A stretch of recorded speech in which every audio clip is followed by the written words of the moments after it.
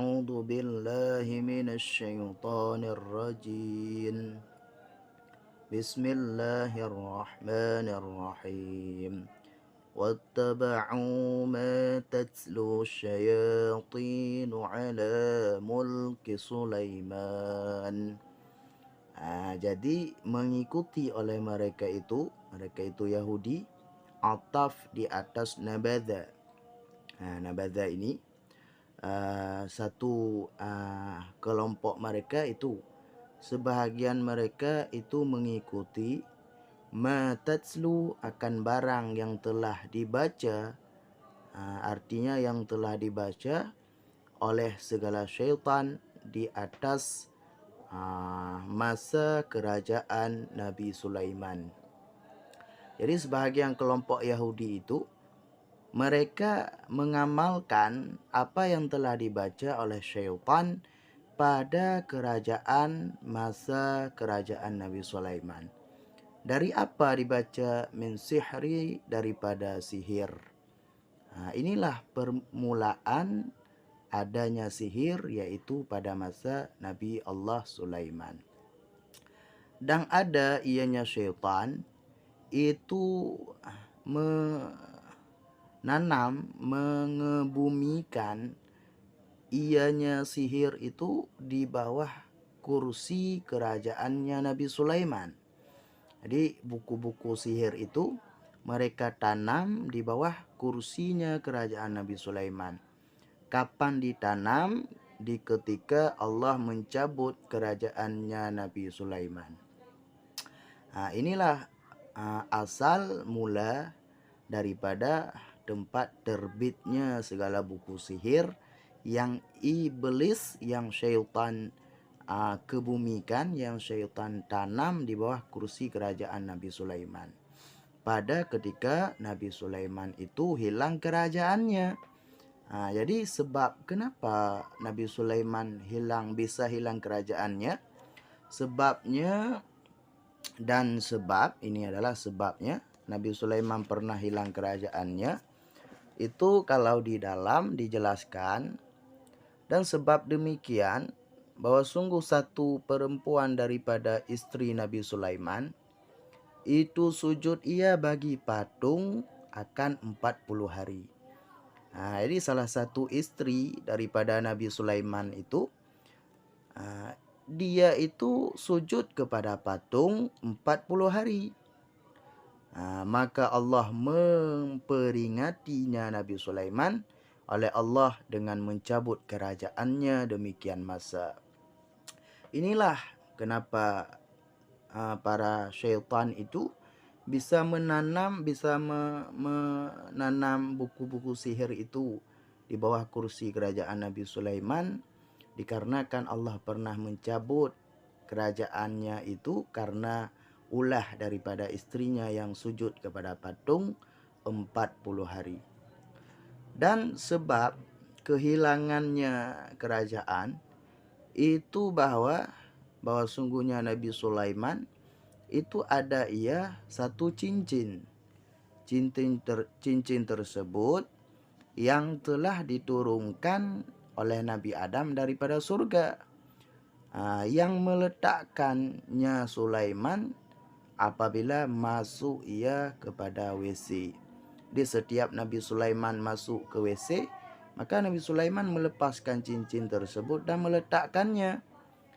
Di mana diletakkan? Di sisi satu perempuan daripada segala istri-istrinya yang bernama Aminah. Di setiap kali pergi ke WC, maka Nabi Sulaiman meletakkan cincin tersebut kepada istrinya yang bernama Aminah.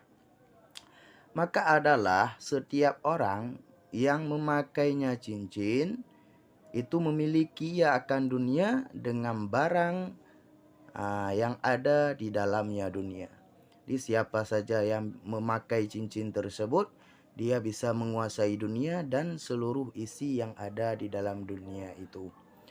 Maka Nabi Sulaiman meletakkan cincin tersebut di sisinya perempuan pada satu kali. Kemudian datanglah syaitan akannya perempuan oleh syaitan yang bernama syaitan tersebut Sakhrul Marid. Nah, inilah pengrayu daripada istri Nabi Sulaiman yang terjadi pada ketika itu.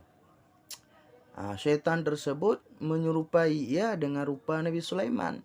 Jadi dia itu menjelma dengan rupa Nabi Sulaiman. Kemudian ia meminta akan cincin tersebut. Kemudian istri tersebut maka memberi akannya cincin baginya syaitan. Kemudian syaitan tersebut datang ia bagi kursi Nabi Sulaiman dan duduk ia di atasnya kursi akan 40 hari dan menghimpung oleh segala syaitan akan segala kitab sihir dan menanamnya segala kitab sihir itu di bawah kursi kerajaannya Nabi Sulaiman. Maka inilah sebab daripada Allah mencabut kerajaan Nabi Sulaiman. Kemudian syaitan bisa berkesempatan untuk menanam segala daripada buku-buku sihir di bawah kursinya Nabi Sulaiman. Itu pendapat yang pertama. Kemudian atau ini pendapat yang kedua, asal mula sihir ada ianya syaitan itu mengintip-ngintip ia, mencuri-curi ia akan segala perkataan yang ada di langit. Jadi syaitan pada zaman itu naik ke langit, kemudian mencuri perkataan langit yang ada di langit, kemudian dicampur oleh mereka itu syaitan kepada pendengaran yang ada di langit akan segala kedustaan, dan mencampuri, meletakkannya segala perkataan di langit itu kepada segala dukun. Maka ketika ada dengar oleh syaitan akan perkataan yang ada di langit, maka dia mencampurnya dengan yang dusta, dengan yang ada di sisinya. Kemudian syaitan tersebut memberikan isi kandungan yang telah dikarangnya kepada dukun-dukun yang ada pada waktu tersebut. Kemudian mengarang oleh mereka itu dukun akan segala perkataan yang ada di langit daripada syaitan tadi. Maka para dukun inilah yang mengarang buku tersebut.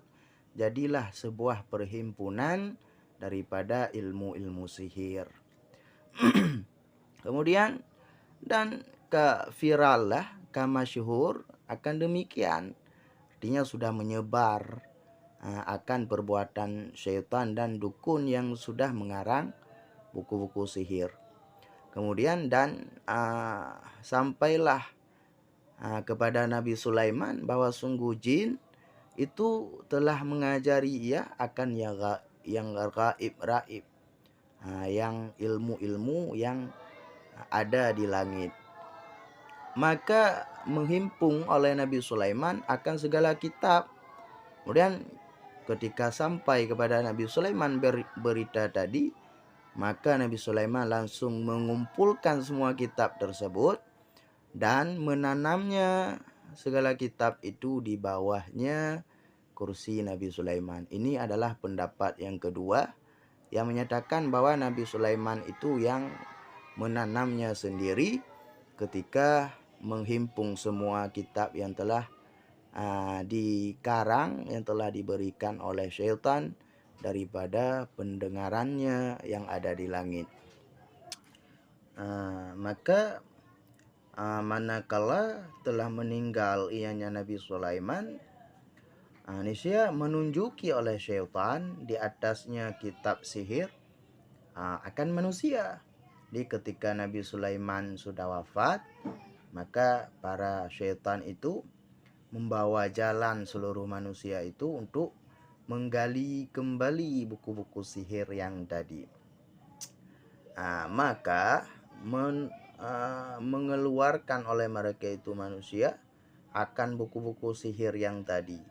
Maka memperdapat oleh mereka itu padanya buku-buku karangan dukun-dukun yang tadi itu akan segala sihir. Maka berkata oleh mereka itu syaitan, hanya saja ini adalah kerajaan kamu dengan ini buku. Jadi syaitan berkata pada manusia waktu itu, kerajaan kamu ini berdiri karena buku ini. Fata'allamuhu, maka belajar olehmu akannya buku.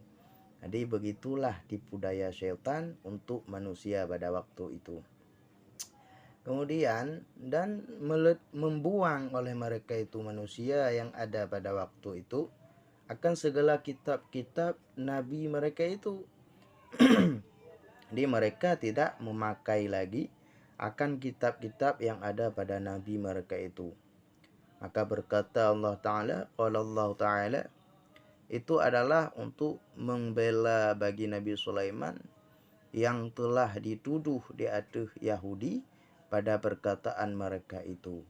Undur, jadi ayat ini adalah Allah turunkan untuk membela Nabi Sulaiman yang menuduh oleh Yahudi, yang berkata oleh Yahudi pada masa Nabi Muhammad, undur ila Muhammad, lihat olehmu kepada Muhammad yang menyebut-nyebut ia akan Nabi Sulaiman pada golongan anbiya, dan tidak adalah Nabi Sulaiman kecuali tukang sihir.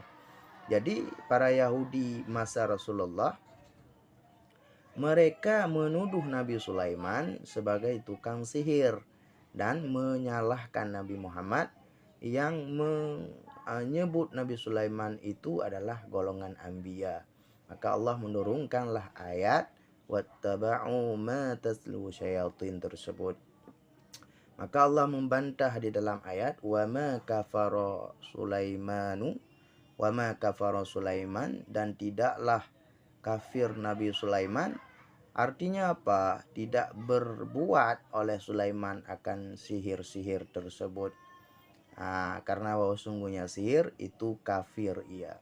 Siapa yang mempelajari sihir maka dia jadi kafir.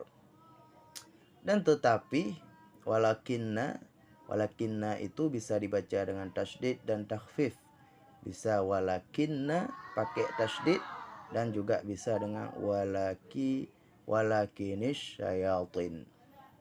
Dan tetapi syaitan itu yang telah kafir mereka itu.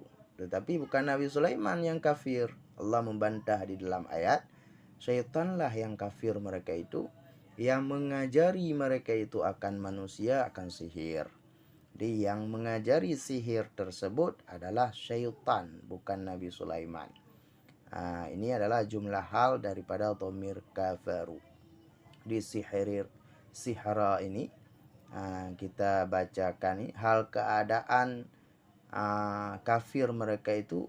Kenapa? Karena mereka mengajari sihir, dan mereka mengajari mempelajari akan mereka itu akan barang yang telah diturunkan di atas 2 malaikat. Artinya yang telah diilhamkan Allah daripada sihir.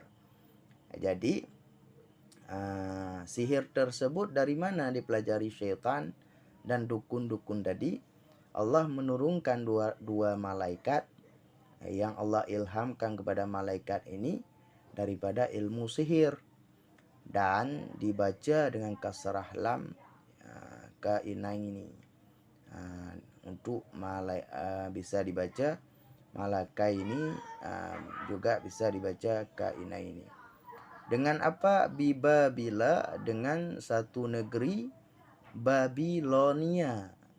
Jadi Allah turunkan malaikat ini, 2 malaikat ini di negeri Babilonia, satu negeri pada tanah yang subur di negeri Irak. Jadi sekarang Babilonia itu ada di Irak. Jadi Allah turunkan 2 malaikat itu di negeri Babilonia, Irak. Siapa 2 malaikat yang tadi? Itulah Harut dan Marut. Ini 2 malaikat yang Allah ilhamkan kepada keduanya ilmu sihir. Untuk apa? badala atau ataf. Ini bisa dengan gebadal atau dengan ataf bayan bagi dua malaikat. Qala Ibnu Abbas, berkata oleh Ibnu Abbas dalam tafsirnya, tafsir Ibnu Abbas, bermula keduanya artinya Harut dan Marut itu tukang sihir keduanya. Yang ada ia itu yang mengajari akan sihir. Di pendapat Ibnu Abbas, Harut dan Marut ini bukanlah malaikat, tapi adalah tukang sihir yang mengajari sihir. Dan dikatakan orang juga ada yang berpendapat bahwa keduanya adalah malaikat yang Allah turunkan untuk mengajarinya sihir. Karena Allah menguji sebagai cobaan daripada Allah untuk manusia. Jadi pendapat lain juga ada bahwa mereka memang dua malaikat yang sengaja Allah turunkan untuk mengajarinya sihir kepada manusia, untuk Allah ingin menguji hambanya daripada mau belajar sihir atau ingin meninggalkannya. Kemudian gimana cerita dua malaikat ini yang Allah turunkan untuk bisa mengajari sihir? Maka kisah malaikat ini dan kisah Harut dan Marut di atas satu pendapat ini dengan sebutnya kisah. Jadi bahwa sungguh malaikat manakala melihat oleh mereka itu akan perbuatan Bani Adam yang sangat buruk, niscaya naik ia kepada langit dan berkata oleh mereka itu malaikat. Di ketika malaikat itu melihat perbuatan manusia Bani Adam ini sangat buruk, selalu dalam dosa, maka mereka naik kepada langit dan berkata oleh mereka itu, Maha suci Engkau ya Allah, wahai Tuhan kami, Engkau menciptakan akan makhluk dan Engkau muliakan akan mereka itu makhluk, dan bermula mereka itu yang maksud akan Engkau. Itulah perkataan malaikat. Kemudian berkata Allah Ta'ala, bagi mereka itu, jikalau saya berikan pada kamu akan barang yang telah saya berikan pada mereka itu manusia, sungguh kalian akan berbuat seperti perbuatan mereka itu. Di Allah membantahnya bahwa jikalau Allah memberikan daripada yang telah diberikan kepada manusia untuk malaikat-malaikat ini, sungguh malaikat ini juga akan berbuat seperti perbuatan manusia. Jadi yang dimaksud ini adalah syahwat. Jadi seandainya Allah memberikan syahwat kepada malaikat, malaikat ini pasti kata Allah akan berbuat maksiat. Maka berkata mereka itu malaikat, Maha suci Engkau ya Allah, tidak kami maksud akan Engkau selama-lama.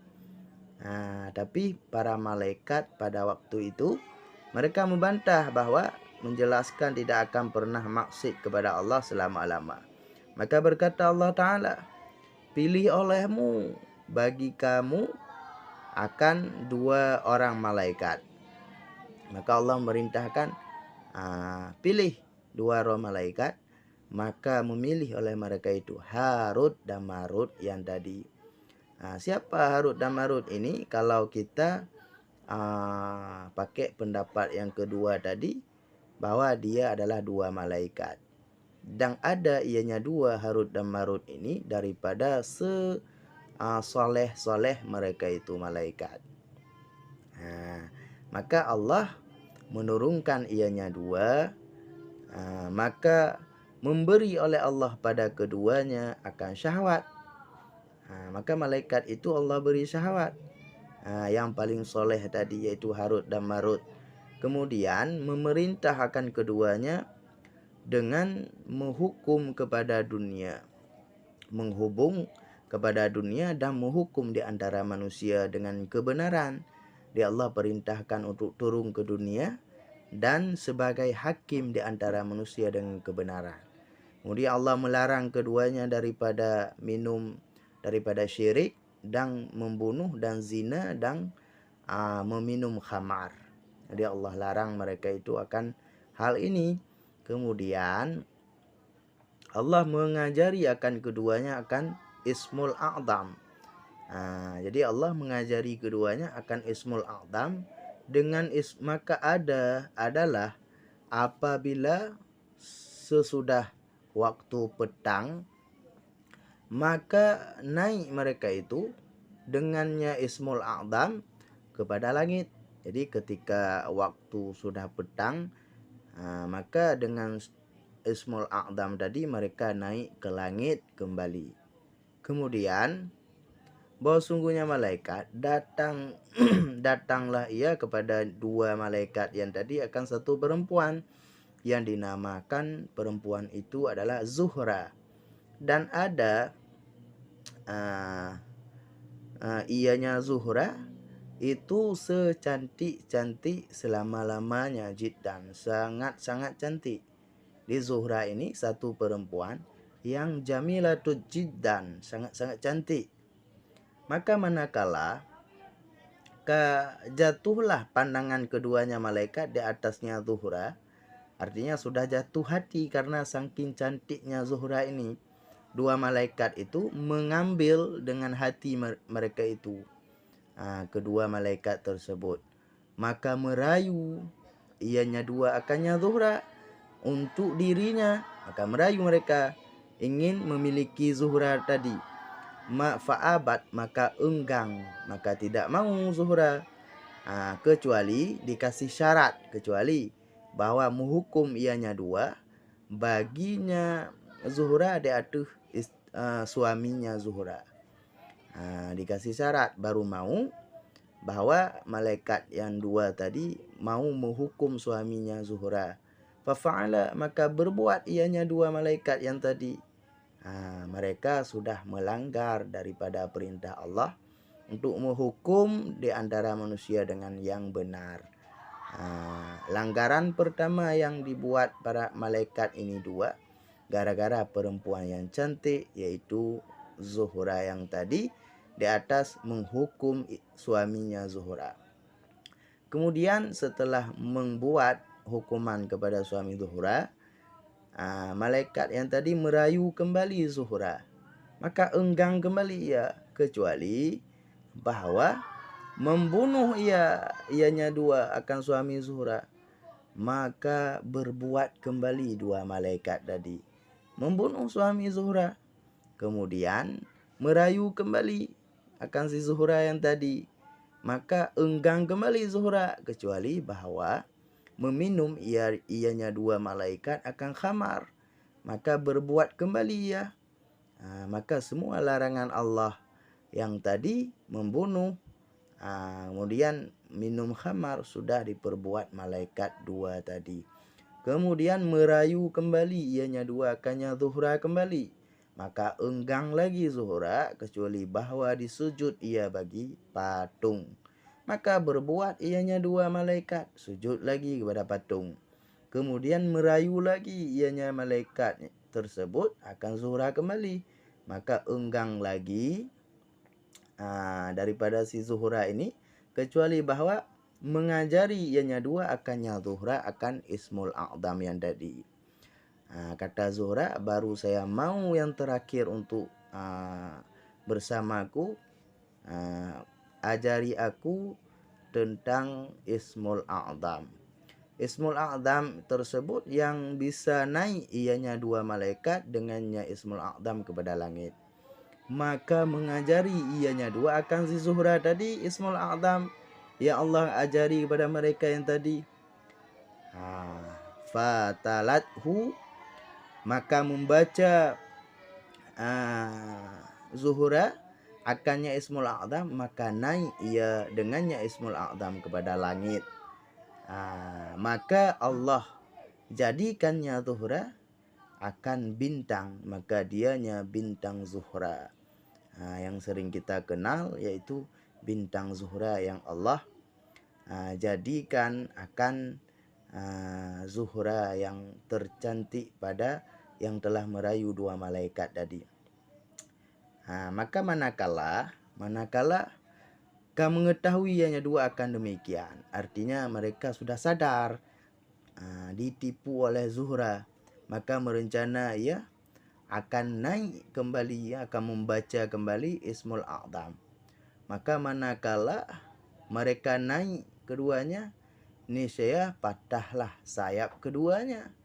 Maka pergi ianya dua, karena tidak bisa lagi naik kepada langit dengan Ismul A'zam tadi. Pergi ianya dua kepada Nabi Idris dan menanyai ianya dua akannya Nabi Idris bahwa memberi syafaat bagi keduanya di sisi Allah. Maka memperbuat oleh Nabi Idris akan demikian permintaan. Maka Allah menyuruh daripada keduanya untuk memilih dua malaikat yang tadi di antara azab dunia dan akhirat. Maka memilih ianya dua akan azab dunia karena mengetahui keduanya dengan habis masanya azab dunia, dan dianya dua dengan diazab di negeri Babelonia yang tadi. Maka kalau kita pergi kepada pendapat yang kedua, bahwa sungguh mereka adalah malaikat, begitulah cerita kenapa diturunkan Allah sebagai pengajar sihir yang tadi, karena Allah menguji manusia daripada belajar sihir tersebut. Kemudian wama yu'allimani min ahadin hatta yaqula innama nahnu fitnah. Kemudian dan barang yang mengajari ianya dua, min ini adalah zaidah, min yang dilebihkan, tidak dikasih makna, daripada salah satu hingga berkata ia, baginya akan nasihat bahwa sungguh kami adalah kami itu fitnah. Jadi mereka malaikat dua ini sebelum mengajari manusia, mereka terlebih dulu memberikan nasihat. Kata mereka bahwa sungguh kami ini adalah fitnah yang Allah uji untuk daripada Allah untuk manusia. Jadi fitnah ini Allah uji untuk manusia, supaya Allah menguji mereka itu dengan mempelajarinya sihir. Maka barang siapa yang mempelajarinya sihir, kafir ya. Dan barang siapa yang meninggalkannya sihir, maka dia mukmin. Maka sebelum mengajari oleh dua malaikat tadi, mereka dua terlebih dahulu memberi nasihat bahwa mereka ini adalah fitnah. Maka janganlah engkau kufur dengan mempelajarinya sihir. Maka apabila enggan kecuali dengan mempelajarinya ilmu sihir, niscaya mengajari ianya dua akannya sihir. Jadi ketika kita tidak mau dengar nasihat yang tadi, sudah diberi nasihat tapi tidak mau dengar, kecuali harus belajar, maka barulah mereka mengajari manusia daripada sihir tersebut. Jadi sebelum mengajari, mereka memberi nasihat dulu dua malaikat yang tadi. Maka mengajari oleh mereka itu dua akannya sihir daripada keduanya. Akan barang di mana tempat pakai sihir itu, barang yang bisa menceraikan dengannya sihir di antara keluarga dan istri-istrinya. Di kebanyakan sihir itu terjadi di antara rumah tangga yang diajari oleh dua malaikat tadi, dengan bahwa memisah sebahagian tiap-tiap kepada yang lain. Di sihir ini bisa memisahkan suami istri. Sihir yang paling kuat yaitu bisa menceraikan suami istri. Maka berlindunglah kepada Allah, beramallah dengan amalan yang sudah dibuat oleh para alim ulama untuk mencegah daripada sering bertengkarnya suami istri karena ulah sihir daripada dua malaikat tadi. Wa mahum, dan barang mereka itu artinya sihir, dan barang artinya mereka itu sihir, bidharibina itu yang memberi mudarat dengannya, artinya dengan sihir, min zaidah oleh salah satu kecuali dengan izin Allah. Dan tidak mereka itu artinya tukang sihir itu dengan memberi mudarat dengannya sihir daripada salah satu kecuali dengan izin Allah. Tapi jangan takut. Sihir ini Allah sudah mengutarakannya di dalam ayat وَمَا هُمْ بِالضَّارِبِينَ بِهِ مِنْ أَحَدٍ إِلَّا بِإِذْنِ اللَّهِ. Allah sudah mengutarakan di dalam ayat bahwa tidaklah mereka itu tukang sihir itu dapat memberi mudarat dengan sihir-sihir mereka itu kecuali Allah mengizinkan mereka itu. Bi iradatihi dengan iradahnya Allah. Begitulah kira-kira, jangan pernah takut kepada sihir karena tanpa izin Allah maka sihir itu tidak akan pernah terjadi. Allah sudah berjanji di dalam ayat ini. Wa yata'allamuna ma yadurruhum, dan belajar mereka itu akannya sihir akan barang yang beri mudarat mereka itu. Padahal mereka itu tahu belajar sihir itu memberi mudarat akan diri sendiri pada akhirah dan tiada memberi manfaat wala yanfa'uhum, dan tidak memberi manfaat sedikit pun dianya sihir. Walaqad alimu laman ishtarah, dan sungguh belajar mereka itu artinya Yahudi akan sihir sungguhlah daripada menjual oleh mereka itu akan barang baginya mereka itu pada akhirat daripada nasib pada surga. Jadi mereka sudah menjual, menukar oleh mereka itu nasib mereka itu pada akhirat daripada masuk surga karena menukarnya dengan mempelajari sihir masa di dunia mereka.